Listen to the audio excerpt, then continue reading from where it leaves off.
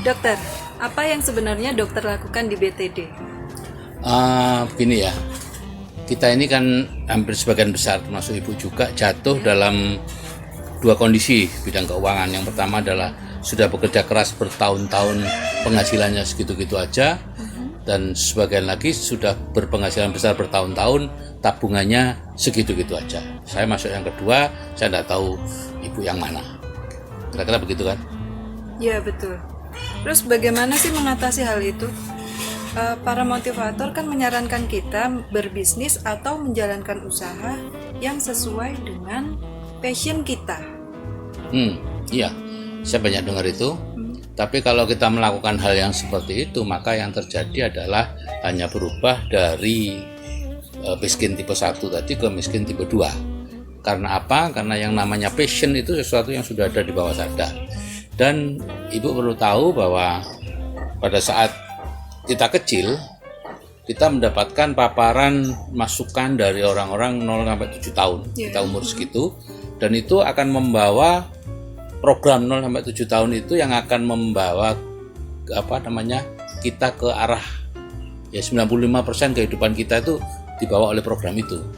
Nah, yang menarik, bukan menarik sebetulnya ya, celakanya gitu ya. Pada saat usia 0-7 tahun itu yang kita lihat adalah orang tua yang sedang bekerja keras untuk hidup. Sehingga program sebagian besar orang adalah bekerja keras untuk hidup dan hidup untuk bekerja, atau bekerja untuk hidup dan hidup untuk bekerja. Seperti itu.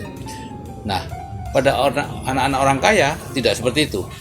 Hidup nyaman, programnya uang datang terus. Nah, itulah yang kita lakukan di BTD. Kita lakukan reprogramming, menggantikan program kerja keras untuk hidup menjadi hidup nyaman.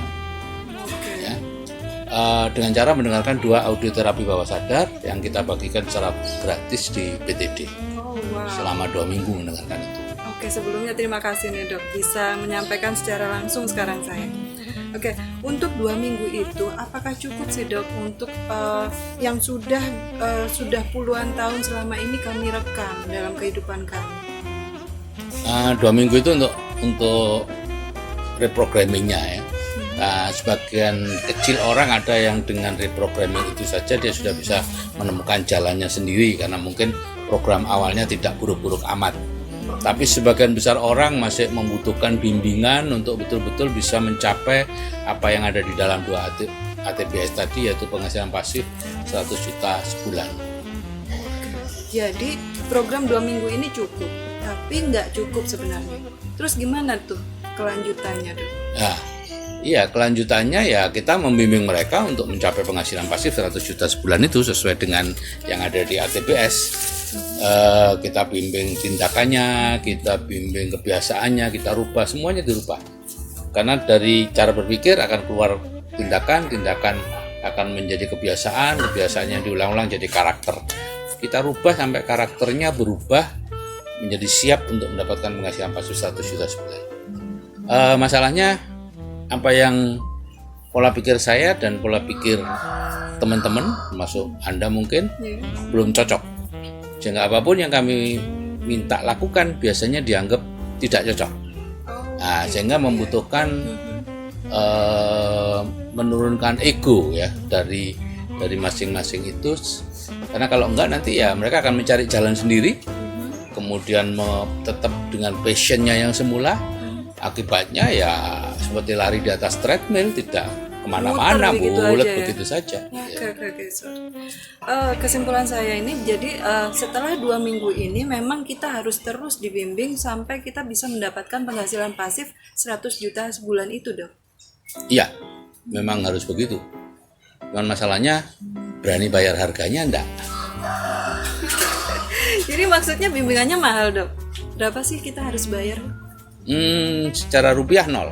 Kita membimbing secara gratis. Gitu. Tapi yang saya maksud mau membayar harganya adalah harga ego, yaitu melupakan hal-hal yang Anda tahu tentang keuangan, tentang bisnis yang dulu Anda anggap benar, itu dilupakan ya, semuanya harus dilupakan. Nah, kalau enggak nanti ya nggak bisa. Ini kan sesuatu yang baru. Penghasilan pasif 100 juta sebulan itu nggak ada dalam impian manapun di belakang kita. Sesuatu yang baru. Jadi lupakan apa yang Anda tahu. Itu yang akan jadi kunci sebetulnya untuk keberhasilan Anda. Saya jadi ingat tuh film di Marvel, salah satu adegan dari yang dikatakan Baron Modor kepada Dr. Stranger. Lupakan semua yang Anda tahu. Ya, seperti itu kira-kira. Oke. Terima kasih waktunya, dokter. Sama-sama. I once stood in your place. And I too was disrespectful. So might I offer you some advice? Forget everything you think you know.